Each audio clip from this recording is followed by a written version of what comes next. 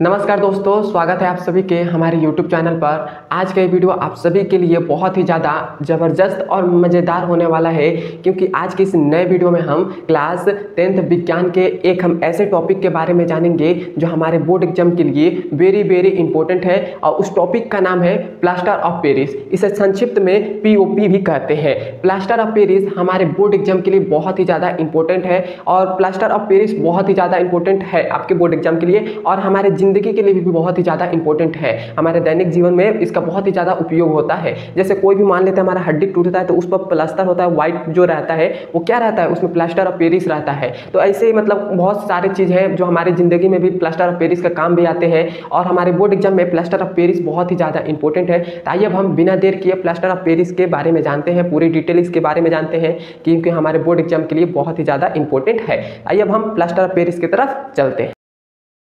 यह हमारे पास class 10th विज्ञान का सबसे मोस्ट इंपॉर्टेंट क्वेश्चन है। यह है प्लास्टर ऑफ पेरिस जो हमारे बोर्ड एग्जाम के लिए बहुत ही ज़्यादा इंपॉर्टेंट है। तो सबसे पहले हम समझेंगे कि प्लास्टर ऑफ पेरिस का रासायनिक नाम क्या होता है। आपके बोर्ड एग्जाम में 1 नंबर में पूछ लेता है कि प्लास्टर ऑफ पेरिस का रासायनिक नाम बता दीजिए, ऐसे 1 नंबर में पूछ लेगा। तो इसीलिए सबसे पहले हम समझेंगे कि प्लास्टर ऑफ पेरिस का रासायनिक नाम क्या होता है। तो इसका रासायनिक नाम होता है कैल्शियम सल्फेट हेमीहाइड्रेट होता है। यहाँ पर मैं लिख दे रहा हूँ क्या होता है, कैल्शियम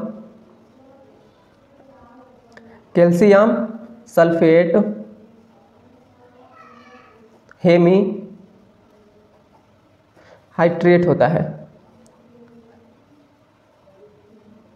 कैल्शियम सल्फेट हेमीहाइड्रेट होता है इसका रासायनिक नाम। मैं आशा करता हूं कि आपको प्लास्टर ऑफ पेरिस का रासायनिक नाम याद हो गया होगा। प्लास्टर ऑफ पेरिस का रासायनिक नाम क्या होता है, कैल्शियम सल्फेट हेमीहाइड्रेट होता है। क्लियर है यहाँ तक। अब हम समझेंगे इसका रासायनिक सूत्र क्या होता है। तो प्लास्टर ऑफ पेरिस का रासायनिक सूत्र होता है CaSO4 और 1/2 हाफ H2O होता है। यह हमारे पास होता है इसका रासायनिक सूत्र। क्लियर यहाँ तक। इसका रासायनिक सूत्र क्या होता है, CaSO4 उसके बाद हाफ H2O होता है। इतना बात आपको क्लियर है। अब हम समझेंगे इसका अणुभार क्या होता है। तो इसका अणुभार 136.134 होता है, 134 होता है। ये हमारे पास इसका अणुभार होता है। क्लियर है यहाँ तक। अब हमने तो इसका केवल रासायनिक नाम जाना है, रासायनिक सूत्र जाना और अणुभार जाना है, लेकिन सबसे मोस्ट इंपोर्टेंट टॉपिक हमारा जो है कि प्लास्टर ऑफ पेरिस को मतलब बनाने की क्या विधि है, इसको जानते हैं क्योंकि ये आपके बोर्ड एग्जाम में हर साल यही पूछता है कि प्लास्टर ऑफ पेरिस का रासायनिक बनाने की विधि बता दीजिए। तो सबसे पहले हम समझेंगे यहाँ पर प्लास्टर ऑफ पेरिस जो है इसको किस प्रकार बनाया जाता है, ये हम समझेंगे। तो यहाँ पर मैं आपको एक मतलब ऐसे में आपको बोल कर बता रहा हूँ।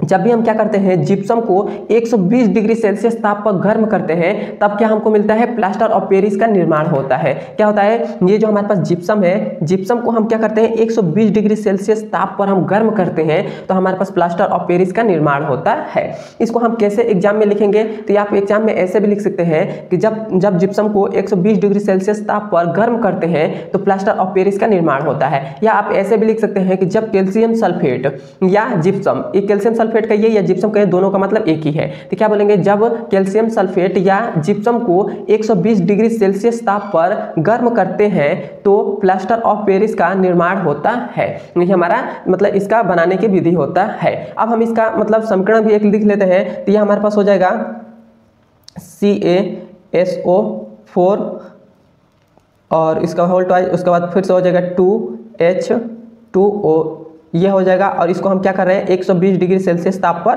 गर्म कर रहे हैं। तो इसको 120 डिग्री सेल्सियस ताप पर हम गर्म करेंगे तो हमको क्या मिलेगा, हमको प्लास्टर ऑफ पेरिस का निर्माण हो जाएगा। तो प्लास्टर ऑफ पेरिस क्या होता है, तो होता है CaSO4 और हाफ H2O होता है। और फिर से प्लस में हमारे पास क्या होता है, प्लस में 3/2 और H2O होता है। यह हमारे पास इसका समीकरण होता है। इसका अभिक्रिया मतलब जब हम क्या कर रहे हैं, ये हमारे पास क्या है, ये जो हम यहाँ पर हमने 2 लगा दिया क्योंकि इसको समीकरण को संतुलित करने के लिए 2 लगाया है।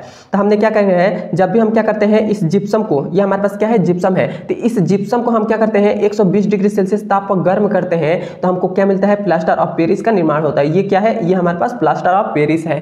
क्लियर यहाँ तक। मैं आशा करता हूँ कि आप प्लास्टर ऑफ पेरिस समझ गए होंगे और बहुत ही आसानी तरीके से आपके दिमाग में बैठ रहा होगा। यदि नहीं बैठ रहा है तो थोड़ा सा वीडियो को पीछे करिए, दोबारा से देखिए। मैं 100% गारंटी के साथ कह रहा हूँ कि आपको समझ में जरूर आएगा। अब हम चलते हैं इसका उपयोग देखने। आपके बोर्ड एग्जाम में इसका उपयोग भी पूछ लेता है, तो इसका क्या क्या उपयोग है। तो सबसे पहला हमारे पास जो उपयोग है कि हड्डी टूटियों की जोड़ने में, मतलब हड्डी जो होती है वो हड्डी जो होती है टूटी हड्डियों को जोड़ने में। सबसे पहला हमारे पास है टूटी हड्डियों को जोड़ने में। जैसे हमारा हाथ की हड्डी टूट जाती है तो हम उसको क्या करते हैं, डॉक्टर के पास जाते हैं तो प्लास्टर वो करते हैं। तो जो सफ़ेद रंग का वो जो रहता है एकदम प्लास्टर जिसे करते हैं, उसमें क्या रहता है, उसमें प्लास्टर ऑफ पेरिस भी शामिल रहता है। तो ये हमारे पास टूटी हड्डियों को हम क्या करते हैं, जोड़ने में प्लास्टर ऑफ पेरिस का उपयोग करते हैं। उसके बाद दूसरा हमारे पास है खिलौने व मूर्तियों बनाने में। जैसे हम क्या करते हैं, दुर्गा पूजा का जब समय आता है तो उसमें मूर्ति भी बनती है, कुछ खिलौने वाले जैसे मिट्टी के बनते हैं, तो उसमें क्या करते हैं हम प्लास्टर ऑफ पेरिस का भी उसमें उपयोग लेते हैं, उसका उपयोग करते हैं। उसके बाद तीसरा हमारे पास है चाक बनाने में। जैसे चाक का मतलब क्या है, जैसे आप अभी भी सरकारी स्कूल में देखे होंगे जो ब्लैक बोर्ड रहता है उस पर जो लिखा जाता है वो किससे, चाक से ही लिखा जाता है। तो उस चाक को बनाने में हम क्या करते हैं, प्लास्टर ऑफ पेरिस का भी उपयोग करते हैं।